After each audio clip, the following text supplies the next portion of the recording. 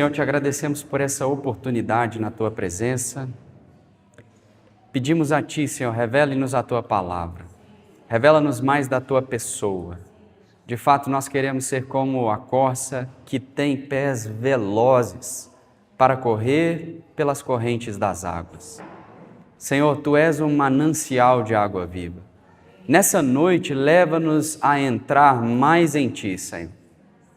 Se ainda não Te conhecemos dessa maneira, revela-se poderosamente a nós. Tu és o nosso real tesouro, Senhor. Tudo que nós temos de valor é a Ti. As coisas nessa terra, nesse mundo, não podem suprir o anseio que está no nosso coração.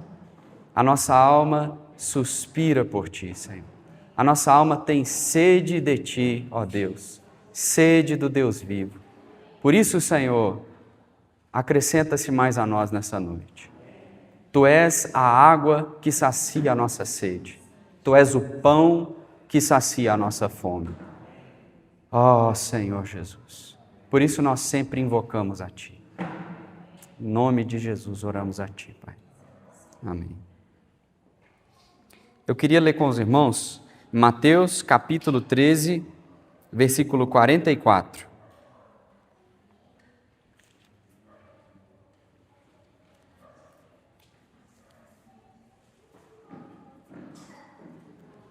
Eu vou ler junto aqui na tela, se os irmãos quiserem acompanhar por aqui também. Mateus 13, 44 diz assim: o reino dos céus é semelhante a um tesouro oculto no campo, o qual certo homem, tendo-o achado, escondeu, e transbordante de alegria, vai, vende tudo o que tem e compra aquele campo. Aqui nos diz que o reino dos céus ele é semelhante a um tesouro, Qual é o seu tesouro? Qual é a sua riqueza? Ele é semelhante a um tesouro oculto. O que quer dizer? A maior parte das pessoas não vê. O reino dos céus, ele é como um tesouro oculto no campo. Irmãos, nós temos muitas coisas que nós damos valor, sim ou não? E tem uma coisa que nós temos visto desde a semana passada, e nessa semana também nós entramos em 2 Coríntios 9, que nós também damos valor. Dinheiro. Aqui nos diz claramente, o reino dos céus é semelhante a um tesouro oculto. O que isso quer dizer? Não está exposto. Para eu encontrar esse tesouro, eu preciso ter visão e também eu preciso cavar. Porque ele está oculto no campo. E aqui diz, o qual certo homem, tendo achado, escondeu. E transbordante de alegria, vai, vende tudo o que tem. O que isso quer dizer? Paga o preço. O reino dos céus, irmãos, é um tesouro oculto. Mas para eu possuir, tem um preço. E aqui nos diz, ele vende tudo o que tem e compra aquele campo. Então nos vem a pergunta, você já viu esse tesouro oculto no campo? Irmãos, porque ele é oculto. Isso quer dizer, nós precisamos de revelação. Esse homem compraria esse campo, porque ele não comprou o tesouro, ele comprou o campo. Ele compraria esse campo, venderia tudo o que tem, se não houvesse um tesouro naquele campo? O que você acha? Então, o que faz com que nós paguemos o preço para adquirir o nosso tesouro? É quando aquilo que é oculto é revelado. Senhor, revela-se a nós, Senhor. 2 Coríntios 4 nos diz, temos, porém, este tesouro. Meus irmãos, existe um tesouro que está oculto no nosso campo, chamado coração. Você já descobriu esse tesouro? Se nós descobrirmos que há um tesouro no nosso coração, qual é o resultado? Vende tudo o que tem. Que mais tem valor do que esse tesouro? Tem algo que tem mais valor do que o Senhor para nós? Aqui diz, e eu quero reforçar, é oculto. Se nós não cavarmos, está no campo. Eu preciso cavar um pouquinho, depois eu cavo mais um pouquinho, cavo mais, achei. Buscar-me-eis e me encontrareis quando me buscardes de todo o vosso coração. Quer achar? Tem que cavar. Está lá. Está escondido dentro de mim e de você. Deus mesmo. Mas tem que cavar. O 45 ainda, desse mesmo capítulo, diz: o reino dos céus é também semelhante a um que negocia e procura boas pérolas. Olha aqui, que rico, versículo 46. E tendo achado uma pérola de grande valor, qual é o resultado? Vende tudo o que possui e a compra.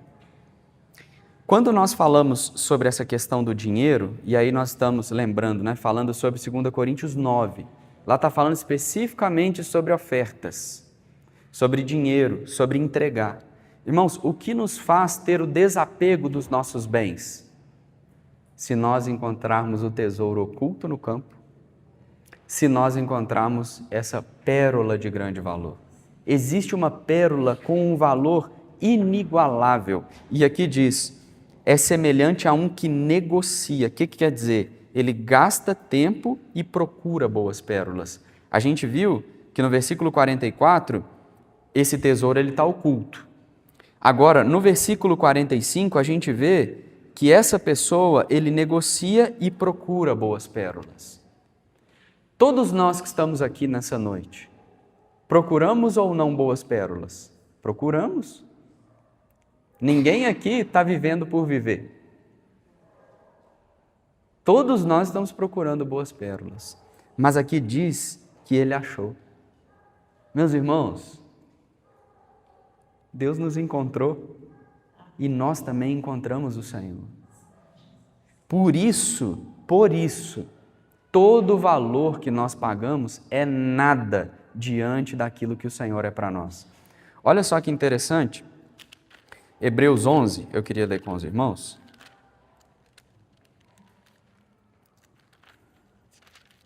O versículo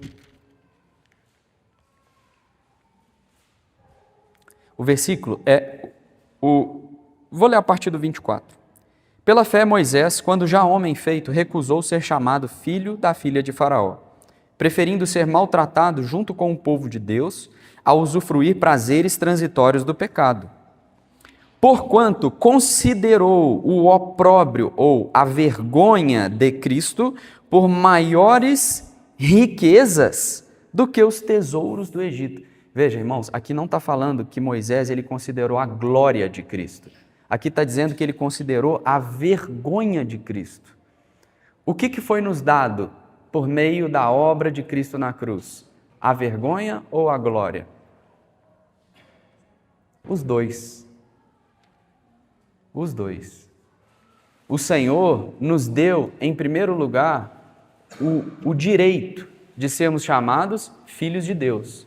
Mas Ele também nos deu o privilégio de podermos sofrer afrontas por causa do nome dEle. Mas aqui, nesse versículo, eu queria chamar a atenção que Moisés não estava considerando nem mesmo a glória de Cristo, está falando o opróbrio de Cristo. Então, mesmo sem considerar o peso da glória de Cristo, considerando apenas a vergonha do Senhor, ainda assim é uma riqueza maior do que os tesouros do Egito. Você já teve essa experiência? Agora aqui tem um segredo. Por quê? Contemplava o galardão. Aonde nós pomos os nossos olhos? Irmãos, se nós não aprendermos a olhar para o Senhor, nós sempre iremos achar que tudo é perda. Todas as vezes eu estou perdendo alguma coisa por causa do Senhor, mas na verdade não. O Senhor já nos deu tudo. Aqui no versículo 27 também diz, pela fé ele abandonou o Egito. O que quer dizer o Egito? O mundo do sustento. Não ficando amedrontado com a cólera do rei, antes permaneceu firme como quem vê aquele que é invisível. Como pode permanecer firme? Como pode tomar uma decisão tão clara como essa? É só por meio de visão e revelação. Moisés cavou e achou. Tinha um tesouro lá. Esse é o nosso real tesouro. Meus irmãos, o tesouro que o mundo oferece, que é o tesouro do Egito, ele é traiçoeiro. Ele traz promessa de alegria, ele traz promessa de satisfação, mas ele não pode cumprir com o que ele promete. E muitas vezes, depositando a nossa confiança nos tesouros do Egito, nós saímos frustrados. Quem aqui nunca perdeu um dinheiro por alguma situação? Não estou falando só de golpe, não, porque hoje em dia tem isso também, né? Às vezes alguém te liga ou manda um WhatsApp aí sem querer, mas pode acontecer uma perda de um emprego, pode acontecer a perda de uma propriedade, pode acontecer um desastre natural, como aconteceu recentemente no Rio Grande do Sul. E mesmo que não aconteça, vocês creem que existem pessoas que são riquíssimas, que estão passando por depressão, por transtorno de ansiedade generalizada, tudo isso. O que quer dizer? Essa promessa é falsa. Então, irmãos, nós estamos em 2 Coríntios 9 falando sobre ofertas por um lado, mas Paulo não está falando sobre oferta em si. E eu vou ler com vocês 2 Coríntios 9, olha o que diz o versículo 5. 2 Coríntios 9, 5. Portanto, julguei conveniente recomendar aos irmãos que me precedessem entre vós e preparassem de antemão a vossa dádiva, já anunciada. Presta atenção nessas palavras finais. Para que esteja pronta como expressão de generosidade e não de avareza. Para que esteja pronta como expressão de generosidade e não de avareza. O que Paulo está dizendo aqui, tem a versão NVI, que vai ficar até mais claro o final, o que ele está querendo dizer. Olha só, então estará pronta como oferta generosa, não como algo dado com avareza. A questão não era se daria a oferta ou não, é como. Deus precisa do meu e do seu dinheiro? Nós já falamos isso semana passada. Não, irmãos, Deus não precisa, mas um coração generoso demonstra que o nosso coração é de Deus. E generoso não é dar oferta no gasofilácio. Certamente você deve ter alguém na sua família, você deve ter alguém próximo, um vizinho, alguém na rua. Existe também as demandas do local onde nós reunimos, mas o coração generoso não está especificamente ligado com oferta no gasofilácio. Os irmãos entendem o que eu quero dizer? Aqui diz o seguinte, não dado com avareza. Quem aqui sabe o que é avareza? Você sabe, Malo? Diz para nós, o que é avareza? Muito bom. Essa é uma resposta boa, mas tem uma melhor ainda que essa. Alguém gostaria de falar? Aquele que tudo que tem não quer dar para ninguém. Não quer dar. É tudo meu, cada vez mais, né? Ó, então vou mostrar. Essas respostas, elas estão certas, são boas. Mas a melhor resposta está em Colossenses 3, versículo 5. Leia na sua Bíblia o que é avareza. Colossenses 3, 5. Fazei, pois, morrer a vossa natureza terrena, prostituição, impureza, paixão lasciva, desejo maligno e a avareza que é a... Que é a avareza?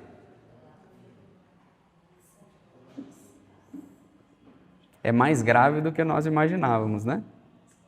Por isso que nós lemos aqueles versículos no início. O ídolo é um falso Deus.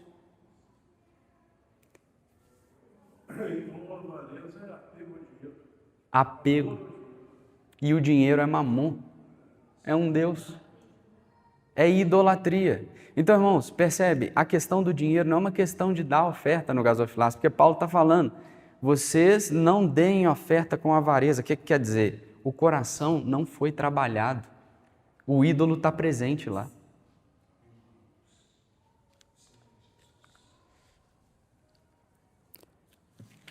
Segunda Coríntios 4. Olha como isso é sério, irmãos. 2 Coríntios 4:4. Nos quais o Deus deste século, nós falamos de idolatria, mamon. O Deus deste século, o que ele fez? Cegou o entendimento dos incrédulos, para que lhes não resplandeça a luz do evangelho da glória de Cristo, o qual é a imagem de Deus. Irmãos, se nós não tratarmos com esse ídolo, nós não teremos revelação. Sabe aquele tesouro que nós falamos no início? Vai ser só doutrina para nós. Eu preciso ir diante do Senhor e falar, Senhor, sonda o meu coração. Porque dar oferta não é sinal de que o ídolo saiu. Paulo falou, não deem com avareza. Então, qual seria o benefício de nós sermos uma igreja que oferta muito avarenta? Qual é o benefício disso para Deus? Ainda que tenha dinheiro, recurso, esse não é o objetivo final. O Senhor, Ele quer uma noiva. E uma noiva só tem um marido, que é Cristo. Aqui no versículo 6, tem algo maravilhoso para nós. Presta bem atenção. Porque Deus que disse. Deus fala. Deus que disse. Das trevas resplandecerá luz. Olha como que Deus, Ele é sábio, irmãos. Nossa situação de idolatria é uma situação de trevas, é ou não é? Mas Deus fala. E quando Ele fala, a luz brilha. E aqui diz, das trevas resplandecerá a luz. Ele mesmo resplandeceu em nosso coração. Fora ídolo, fora mamon. Ele mesmo brilhou no nosso coração para a iluminação do conhecimento da glória de Deus na face de Cristo. A iluminação do conhecimento da glória de Deus na face de Cristo. Sabe o que Paulo chama isso? Põe no versículo 7. Temos, porém, este. Qual é o seu tesouro? A iluminação do conhecimento da glória de Deus na face de Cristo. Se nós não tivermos isso, ainda é teórico, é doutrinário para nós. Mas graças ao Senhor, Deus, Ele fala. Deus, Ele diz. Agora, o que eu preciso? Ter um ouvido atento. Deus, Ele fala nas circunstâncias. Deus, Ele fala na palavra, especialmente na Bíblia, nas Escrituras. Deus, Ele fala por meio dos irmãos, numa comunhão informal, quando alguém está ministrando. Deus, Ele tem muitas maneiras de falar. Mas o que eu preciso? Ouvir. A parábola do semeador fala sobre alguns tipos de coração. Nós temos um coração que é como a beira do caminho, temos um coração que tinha pedras, temos um coração que tinha espinhos. E graças ao Senhor havia boa terra. Todos esses ouviram a palavra de Deus. Mas nem todos produziram o fruto que aquela palavra ela foi designada para dar. Então hoje nós precisamos, Senhor, fala porque o teu servo ouve. Vocês lembram que a experiência de Eli e Samuel, Eli já não ouvia mais a voz de Deus, porque tinha se tornado velho, tinha envelhecido. Aí Samuel passou a ouvir a voz de Deus. Samuel era como uma criança ali aos pés do Senhor, né? Ele não soube nem discernir. Irmãos, se nós tivermos o coração, a simplicidade como de uma criança para ouvir a voz de Deus, Ele vai falar. E quando o Senhor fala, das trevas resplandece luz. Ainda falando sobre a avareza, eu queria ler com os irmãos Lucas 12.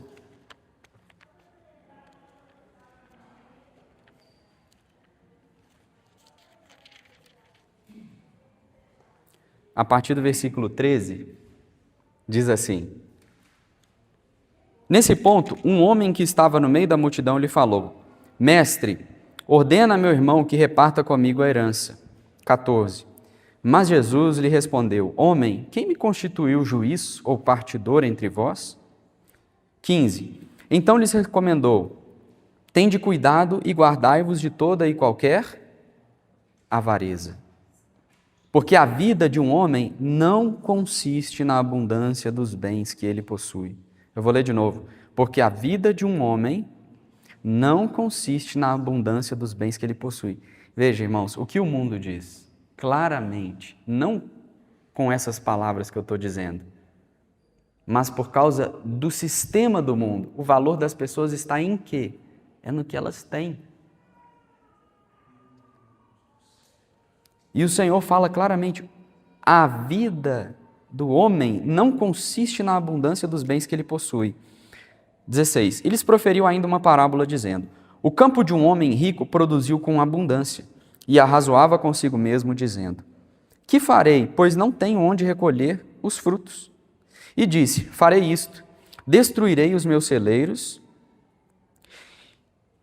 e aí recolherei, reconstruí-los-ei maiores, e aí recolherei todo o meu produto e todos os meus bens. O versículo 19 tem algo importante. Então direi à minha alma: Tens em depósito muitos bens para muitos anos. Descansa, come, bebe, regala-te. Veja, irmãos, isso, querendo ou não, foi incutido em nós. Eu vou conquistar minha aposentadoria e agora eu estou tranquilo. Mesmo que seja um valor que não seja tão alto, né, Márcio? Né, Marlon? Eu estou falando brincando com os dois porque eu sei que eles aposentaram recentemente, irmãos. Mas todos está no nosso coração. Porque a aposentadoria não é só pelo tempo, né? Às vezes a gente fala, não, eu tenho um plano, eu vou juntar muito dinheiro e depois eu estou tranquilo. Será que o dinheiro garante essa tranquilidade? Olha o versículo 20. Mas Deus lhe disse: louco. Irmãos, a mensagem da cruz para os que se perdem, ela é loucura.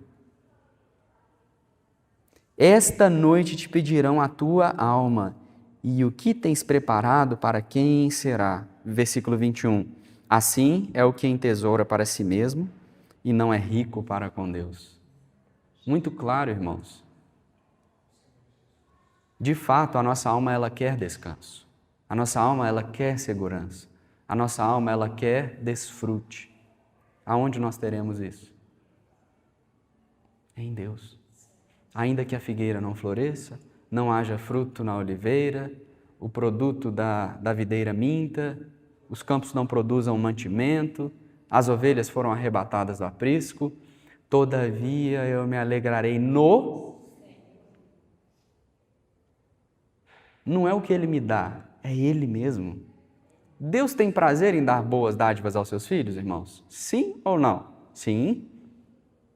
Deus não é mau. Mas Deus não quer ser amado pelo que Ele te dá. Eu, como pai, vivo uma fase com o José que ele não entende ainda, eu acredito, um amor puramente pelo vínculo, né? Embora ele entenda uma parte. Mas o amor dele é muito mais porque eu dou o leite para ele, porque eu dou o teto para ele, porque eu pego ele no colo, que dá o brinquedo. É uma fase. É errado isso da parte do José? Não. Errado é o José ter 20 anos e continuar assim. Então, existe uma fase na nossa caminhada espiritual que nós ainda podemos agir como José age comigo, assim como nós agimos com Deus. Mas chega um momento, irmãos, em que o Senhor ele vai te colocar na parede, Ele vai falar, e aí? O que tem valor verdadeiramente? Está vendo? Vou voltar novamente, não é uma questão de dar R$1 ou R$2 no gasofilácio. É uma questão do coração. A avareza te domina, sim ou não? Ou é o Senhor quem nos governa? Irmãos, é muito difícil para mim, que estou aqui hoje, falar sobre isso, porque esse é um Deus que tem cegado o entendimento dos incrédulos. Então não é fácil. Nós podemos ser muito mal interpretados ao falar uma palavra como essa. Mas o fruto e o que o Senhor almeja é ganhar todo o nosso coração. Agora eu vou ler, essa é a parte negativa da avareza. Agora eu quero ler a parte positiva, a partir do versículo 22 de Lucas 12. A seguir, dirigiu-se Jesus a seus discípulos, dizendo: por isso eu vos advirto. Olha, irmãos, que bênção! Um incrédulo não experimenta isso. Eu e você experimentamos se realmente consideramos o Senhor como nosso tesouro. Se consideramos Ele como nosso tesouro.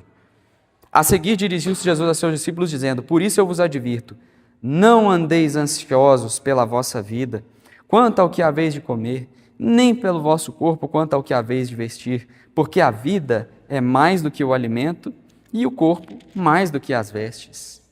Observai os corvos, os quais não semeiam, nem ceifam, não têm despensa nem celeiros. Aqui tem um princípio, eu não vou me delongar. Todavia, Deus o sustenta. Quanto mais valeis do que as aves? Qual de vós, por ansioso que esteja, pode acrescentar um côvado ao curso de sua vida? Se, portanto, nada podeis fazer quanto às coisas mínimas, por que andais ansiosos pelas outras? Observai os lírios. Está vendo, irmãos? Sempre o Senhor nos chama para observa, contempla, veja. Eles não fiam nem tecem. Eu, contudo, vos afirmo que nem Salomão, o homem mais rico que pisou nessa terra, em toda a sua glória se vestiu como qualquer deles. Ora, se Deus veste assim a erva que hoje está no campo e amanhã é lançada no forno, quanto mais tratando-se de nós. Eu não vou falar a voz não, que eu quero ser incluído também. Homens de pequena fé. Eu vou concluir. Não andeis, pois, a indagar o que haveis de comer ou beber, e não vos entregueis a inquietações. Irmãos, por que é um ídolo? Porque o nosso coração ele fica tomado por isso. O que eu vou construir amanhã? Eu posso perder algo amanhã ou daqui uma semana? Quando que vai vir a minha promoção e meu aumento? Quando que eu vou ter minha casa própria? Todas coisas lícitas. Eu não estou falando que não seja lícito ou não é adequado se preocupar com isso. A questão é, se o meu coração ele é tomado por isso, quer dizer que Mamon ele está dominando o meu coração. Não andeis, pois, a indagar o que haveis de comer ou beber, não vos entregueis a inquietações, porque os gentios de todo mundo é que procuram estas coisas. Olha que palavra doce, irmãos. Mas vosso Pai. Você está lidando com Deus como se fosse um órfão ou você realmente sabe que tem um Pai? O que cura o nosso problema de ansiedade, uma das coisas mais importantes para nós curarmos nossa ansiedade é conhecer a Deus como Pai. Deus é criador, irmãos. Deus é soberano, Deus é poderoso, mas Deus é o nosso Pai. Quando nós tocamos no amor e na fidelidade de Deus como Pai, grande parte da nossa ansiedade se dissolve. Mas vosso Pai sabe que necessitais delas. Aqui o 31 tem algo muito importante para nós. Buscai antes de tudo o seu reino, e estas coisas vos serão acrescentadas. Irmãos, não é uma questão de você viver simplesmente em tempo integral, não é isso que eu estou querendo dizer. Não é abandona tudo e viva pela fé. Se o Senhor te chamar para isso, obedeça à voz da sua unção. Mas se Ele não te chamou para isso, não quer dizer que quem viva no mercado de trabalho, normalmente, uma vida, digamos, normal, não quer dizer que essa pessoa ela tem que ser escravizada por Mamon. 1000 vezes não. Aqui diz, buscai antes de tudo. Quer dizer, existe algo que eu busco primeiro. Existe algo que não pode ser deixado de lado. É o reino de Deus. E o Senhor nos promete. E estas coisas, o quê? O que haveis de comer, o que haveis de beber, o que haveis de vestir. vos serão acrescentadas. O 32, não temais, ó pequenino rebanho, o Senhor falando, porque vosso Pai se agradou em dar-vos o seu reino. Nós vimos, irmão, o reino dos céus é semelhante a um tesouro. Vosso Pai, nosso Pai, se agradou não em te fazer prosperar. Talvez, pela nossa falta de entendimento das coisas espirituais, talvez muitos de nós gostaríamos de, se pudéssemos falar com Deus, Deus, me faz rico, e me dê uma vida espiritual mais ou menos e tá bom. Muitos de nós, irmãos, eu creio, porque isso também, se eu não vigiar, vai estar no meu coração. Nós ficaremos extremamente satisfeitos em ter muitos bens, muito dinheiro e uma vida espiritual mediana. O que vale mais?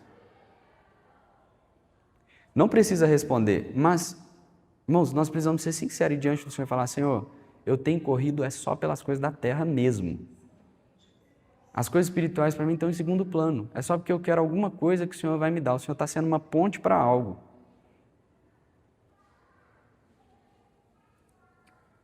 O 33, aqui ainda tem um princípio. Vendei vossos bens e dai esmola. Aqui também não está falando diretamente para nós vendermos. É desapegar, irmãos. Não ter apego aos bens.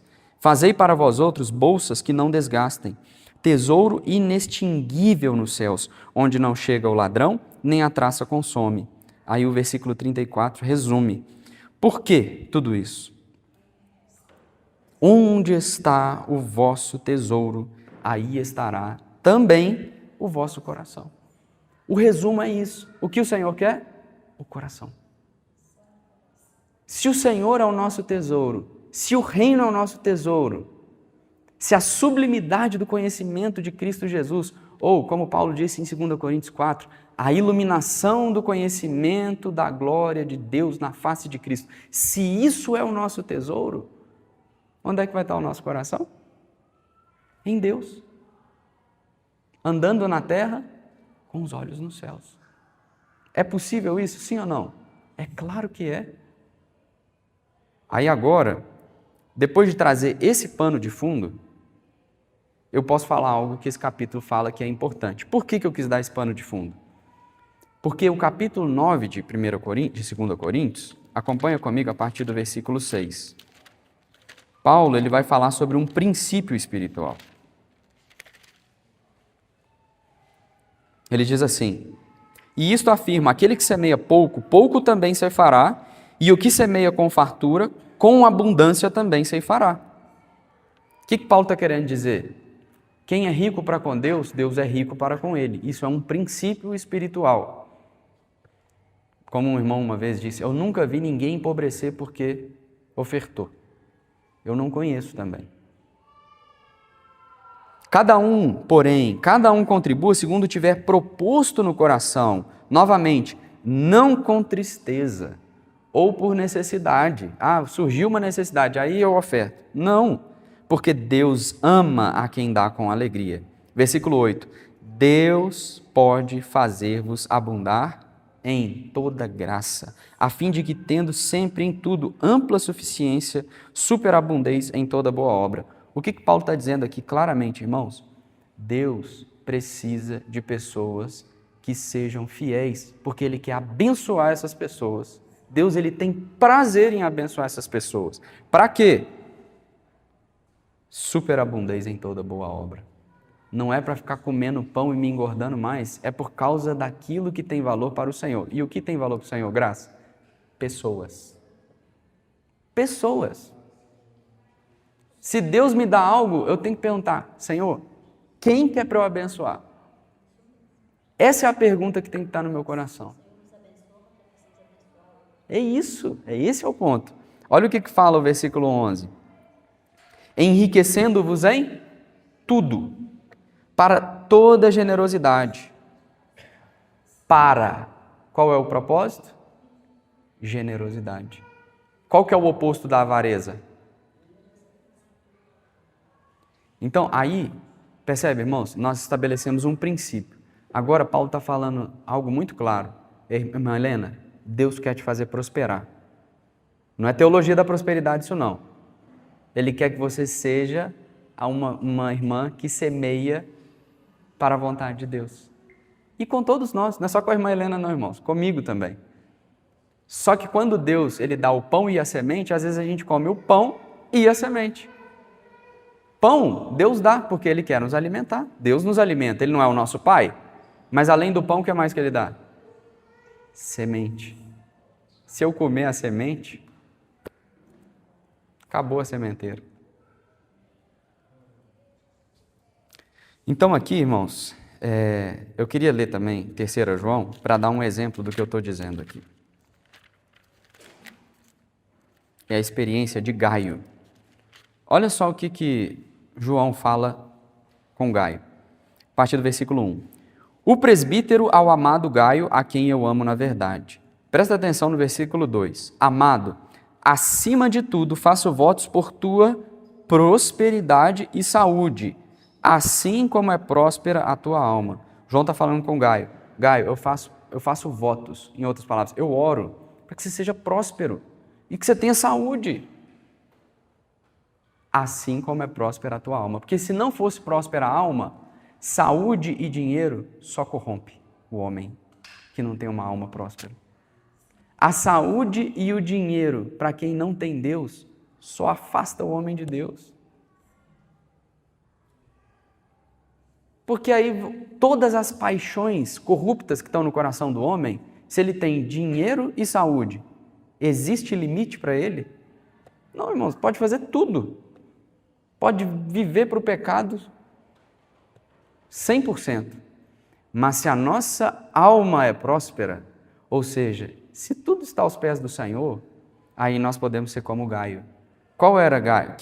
Quem era Gaio?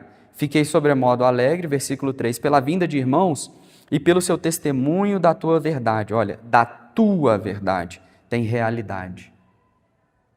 Como tu andas na verdade. Amado, procedes fielmente naquilo que praticas para com os irmãos, e isto faze mesmo quando são estrangeiros. O versículo 8 diz assim, portanto, devemos acolher esses irmãos para nos tornarmos cooperadores da verdade. O que João está falando com Gaio é que Gaio, ele cooperava com os irmãos que iam até a cidade, ele hospedava, ele supria, ele cuidava desses irmãos. Ou seja, a alma dele era próspera. E, por consequência, tudo que estava na mão dele, a saúde, os bens, era para Cristo e a igreja. Irmãos, que alegria é o Senhor poder nos abençoar para nós sermos aqueles que cooperam com o avanço da obra do Senhor. Que riqueza! Eu creio que isso é uma experiência muito preciosa. Eu já tive muitas experiências assim. Não sei se os irmãos têm, eu creio que cada um de nós tem em algum grau. Mas o Senhor quer nos fazer avançar ainda mais nessas experiências. O Senhor, Ele quer nos fazer prosperar. Só que antes a nossa alma precisa ser próspera. Se não, se o Senhor nos abençoa sem que a nossa alma seja próspera, o dinheiro e a saúde só vão nos afastar de Deus. Eu vou concluir o versículo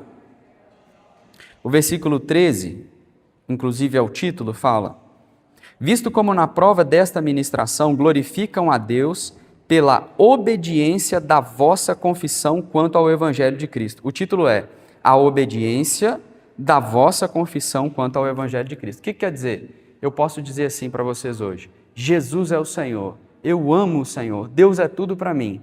Aí o Senhor vai colocar uma prova para ver se é verdade. 1 João 3, versículo 16. Nisto conhecemos o amor, que Cristo deu a sua vida por nós e devemos dar nossa vida pelos irmãos. Como que eu faço isso, João? Versículo 17. Ora, aquele que possui recursos deste mundo e vir seu irmão padecer necessidade e fechar-lhe seu coração, como pode permanecer nele o amor de Deus? Filhinhos, não amemos de palavra, versículo 18, nem de língua. O que João está falando? É possível eu amar de palavra e de língua, mas de fato e de verdade. 19, e nisto conheceremos que somos da verdade. Como que conhece quem é da verdade? Tiago, capítulo 2.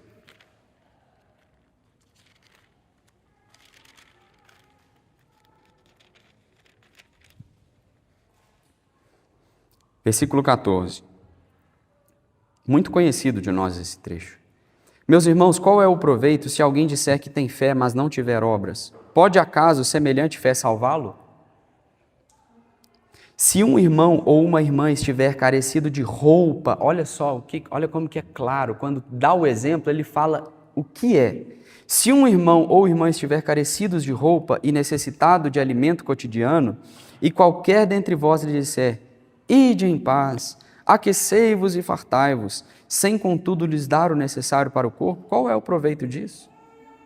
Assim, também a fé, se não tiver obras, por si só está morta. Mas alguém dirá, tu tens fé e eu tenho obras. Mostra-me essa tua fé sem as obras, e eu com as obras te mostrarei minha fé. Crês tu que Deus é um só? Fazes bem, até os demônios creem e tremem. Grande valor essa fé. 20. Queres, pois, ficar certo, ó homem insensato, de que a fé sem obras é inoperante? 21. Esse exemplo é maravilhoso para nós compreendermos. Não foi por obras que Abraão, nosso pai, foi justificado quando ofereceu sobre o altar o próprio filho Isaque?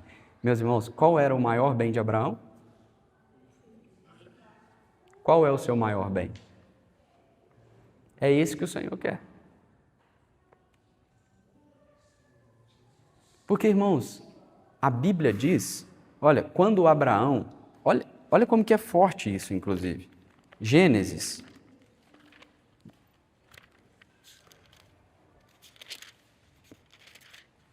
Olha o que a Bíblia diz a respeito de Abraão.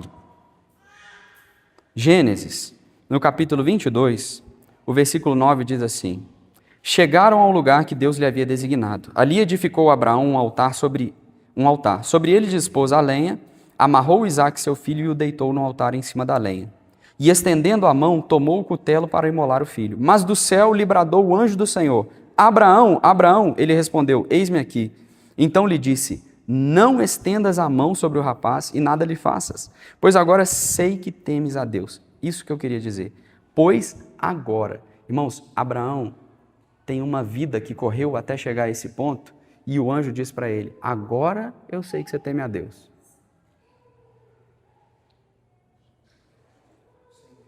Às vezes a gente fala assim, fulano não é crente não, mas ele tem temor de Deus. Será? Olha aqui a experiência de Abraão. É agora, eu sei que você teme a Deus. Se o Senhor não tirar esses ídolos do nosso coração, o nosso temor a Deus ainda não foi realmente provado, irmãos. Nós só sabemos o quanto nós amamos os nossos bens até que o Senhor peça a eles. E o Senhor vai pedir. Para todos nós. A grande questão é, volta para o título da mensagem, a obediência da nossa confissão. Qual é a confissão? Cristo é o meu Senhor, eu sou do Senhor, Ele é meu tudo. O Evangelho de Cristo, o que é? O Evangelho da glória de Deus na face de Cristo. O que vai acontecer? Prova. Deus vai provar todos nós, irmãos. Não é só com um ou com o outro, não. A grande questão é, quem vai obedecer?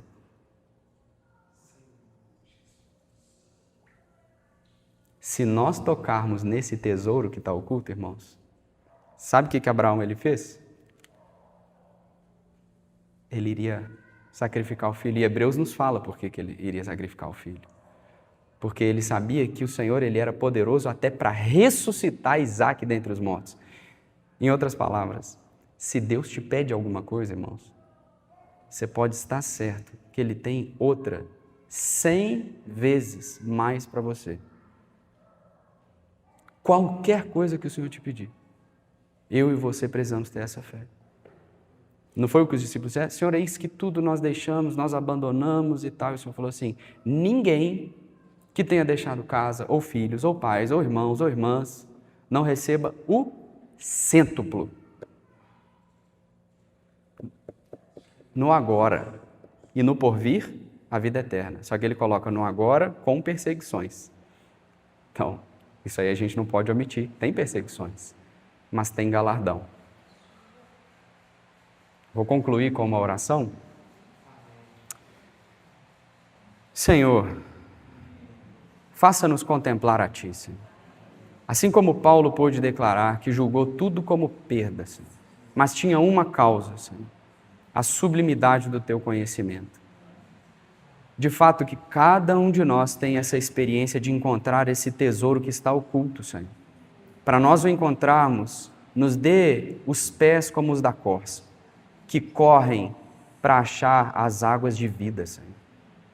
Que correm para suprir a sede interior. Nós queremos encontrar esse tesouro, Senhor. Por outro lado, se em algum momento nós abandonamos o nosso primeiro amor, Senhor, nos dê um coração de arrependimento, Senhor, para que possamos voltar à prática das primeiras obras. Ó Senhor, não nos deixe trocar a Ti, que é único, singular e precioso para nós, por qualquer outra coisa. Tu és tudo para nós, Senhor. Queremos colocar a nossa vida, os nossos bens, o nosso coração, o nosso tempo, a nossa saúde, tudo em Teu altar. Senhor, e que o Senhor use cada um de nós como igreja como bênçãos para Ti mesmo, Senhor, e para o Teu corpo. Em nome de Jesus. Amém. A gente pode compartilhar 10 minutos em grupos e depois a gente compartilha na frente. Amém?